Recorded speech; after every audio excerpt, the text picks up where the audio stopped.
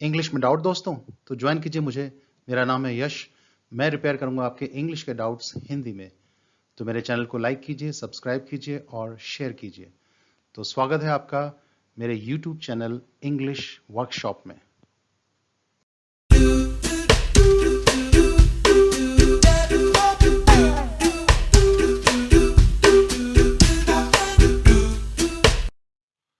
English workshop में आज हम करते हैं अनसीन पैसेज टेस्ट 2।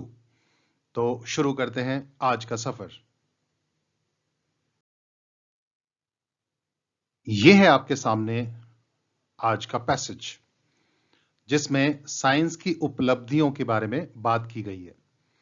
तो ये आप पढ़िए ध्यान से, पॉज लेकर, और समझने की कोशिश कीजिए। और इसको आसान बनाने के लिए इसकी मैंने हिंदी ट्रांसलेशन कर रखी है। यह है इसकी हिंदी ट्रांसलेशन, जिसे आप पढ़ सकते हैं पॉज लेकर। बाकी हम आगे बढ़ेंगे।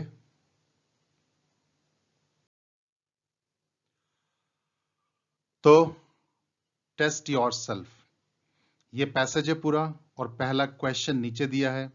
पढ़कर इसका आंसर देने की कोशिश कीजिए। तो पहला क्वेश्चन ये है,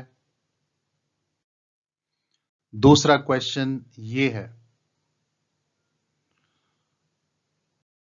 तीसरा क्वेश्चन ये है,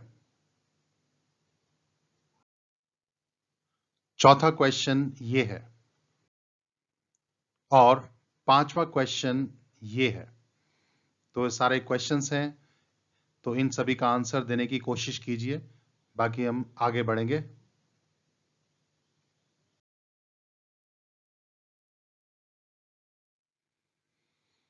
तो टॉपिक है पैसेज टेस्ट 2। तो ये है आपके सामने पूरा पैसेज। तो इसका सारांश मैं आपको बता दूं।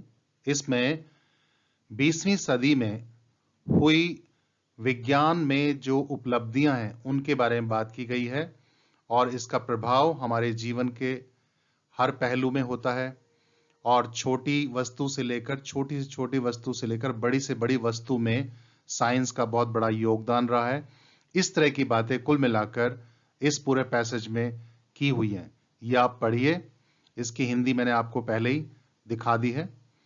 तो आगे बढ़ते हैं। तो पहला इसका क्वेश्चन देखिए। The main idea of the passage is the impact of science can be felt in every sphere of life. ये हो सकता है। Science is an anathema. Anathema का अर्थ होता है अभिशाप, घृणित वस्तु। तो साइंस एक घृणित वस्तु है, बुरी चीज है, ऐसी कहीं बात नहीं की गई इसमें। तीसरा, nothing is beyond the purview of science. तो विज्ञान के दायरे से बाहर कुछ भी नहीं है, ऐसा भी नहीं होता, और ना ही इस पैसेज में कहीं मेंशन किया गया है। Science can work miracles. तो विज्ञान चमत्कार कर सकता है, बिल्कुल कर सकता है, कोई इसमें संदेह नहीं है। लेकिन पैसेज में कोई ऐसी बात नहीं कही है। हमें आंसर देना होता है पैसेज के हिसाब से। तो पैसेज में आप देखिए, its influence can be felt in every sphere of life. ये बात इसमें कही है, तो उसी बात को हम आंसर मानेंगे पैसेज के हिसाब से। द इम्पैक्ट और इन्फ्लुएंस एक ही बात होता है, प्रभाव। The impact of science can be felt in every sphere of life. तो सबसे सही चॉइस हमारी पहली होगी। दूसरा question, the mode of approach is. तो इस पैसेज को देखने का अंदाज हमारा लॉजिकल, एनाटॉमिकल, डिस्क्रिप्टिव या एक्सपोजिटरी क्या होना चाहिए। सबका अर्थ देखिए। लॉजिकल होता है तर्क संगत, और एनाटॉमिकल होता है संरचनात्मक, और खासकर किसी शरीर की संरचना के बारे में बात की गई है, ऐसा नहीं है इसमें। और किसी बात को लेकर तर्क दिया हो गया, ऐसा भी नहीं है, लॉजिकल भी नहीं है। डिस्क्रिप्टिव, विवरणात्मक, यानी विवरण दिया गया हो किसी बिल्डिंग का, किसी पार्क का, किसी शहर को सामने रखकर उसके बारे में पूरा समझाया गया हो, उसका वर्णन किया गया हो, हो सकता है डिस्क्रिप्टिव। और साइंस की परिभाषा दी गई हो, साइंस क्या होता है, तो तब भी ये डिस्क्रिप्टिव हो सकता था। लेकिन इसमें साइंस की परिभाषा नहीं दी गई है, बल्कि उसके अलग अलग उपलब्धियां या उनके और इस्तेमाल, उनके फायदे क्या हो सकते हैं, इनकी बात की गई है। तो एक्सपोजिटरी वर्णनात्मक यानी कि साइंस की अचीवमेंट के बारे में, उपलब्धियों के बारे में वर्णन किया गया है और साइंस किन किन क्षेत्रों में इंसान की मदद करती है, तो ये एक्सपोजिटरी जरूर हो सकता है। तो इसका आंसर होगा एक्सपोजिटरी।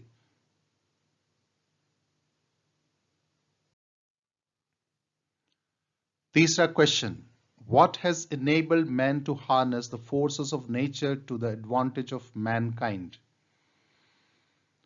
तो इंसान को किसने लायक बनाया है कि प्रकृति की ताकत को अपने वश में करे और उसका इस्तेमाल मानव के लाभ के लिए करे? आर्ट्स ने, ऑरेटरी का मतलब वक्तव्य, अच्छा बोलने, और ब्रेवरी बहादुरी ने, या साइंस ने? अब सेंटेंस में एक सेंटेंस है इसमें पैसेज में, science has enabled man to bring forces of nature under control and to use them for his own advantage. तो इसमें साइंस आंसर होगा। चौथा question, science has proved a great boon for. तो science साबित हुआ है एक बड़ा अच्छा दोस्त या वरदान किसके लिए? साइंटिस्ट के लिए, आर्टिस्ट के लिए, एक्सप्लोरर के लिए, या पूरी मानव जाति के लिए, मैनकाइंड के लिए? तो पूरी मानव जाति के लिए इसका इस्तेमाल किया जाता है। तो साइंस जो साबित हुई है वरदान, ये पूरी मानव जाति के लिए है। तो इसका आंसर फोर्थ होगा, मैनकाइंड। पैसेज के हिसाब से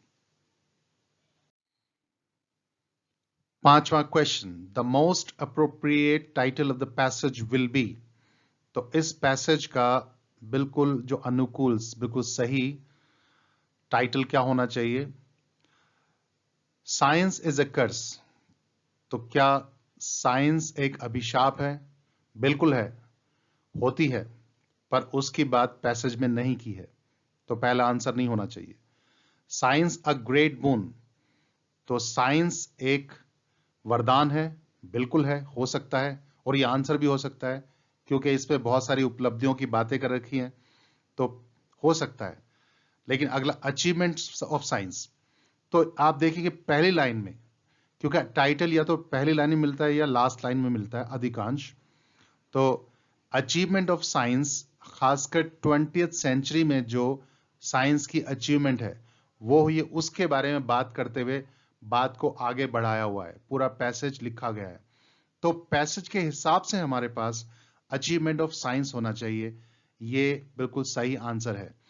दूसरा आंसर हो सकता है, लेकिन ऐसी डायरेक्ट कोई बात इस पैसेज में नहीं की गई, बल्कि अचीवमेंट ऑफ साइंस, साइंस की उपलब्धि की बात जरूर की गई है 20वीं सदी में, और उस बात को लेकर फिर पूरा पैसेज रचा गया है। तो बेस्ट आंसर हमारे पास क्या होना चाहिए? सबसे बढ़िया चॉइस, अचीवमेंट ऑफ साइंस। तो ये था पैसेज आज का। इसको करने के लिए फिर बताऊं, रीडिंग स्किल्स होनी चाहिए। इसको करने का भी कोई तरीका नहीं होता, बस आपके रीडिंग स्किल्स होनी चाहिए, नॉलेज होनी चाहिए, वर्ड पावर स्ट्रांग होने चाहिए, ग्रामर भी स्ट्रांग चाहिए। सब्सक्राइब करने के लिए बेल आइकॉन जरूर दबाएं, और इस टॉपिक से रिलेटेड कोई क्वेश्चन या सजेशन हो तो आप कमेंट सेक्शन में लिख सकते हैं, मैं उनके जवाब दूंगा। और नई टॉपिक के साथ नई क्लास में फिर हाजिर होंगे। तब तक के लिए हैव ए नाइस टाइम।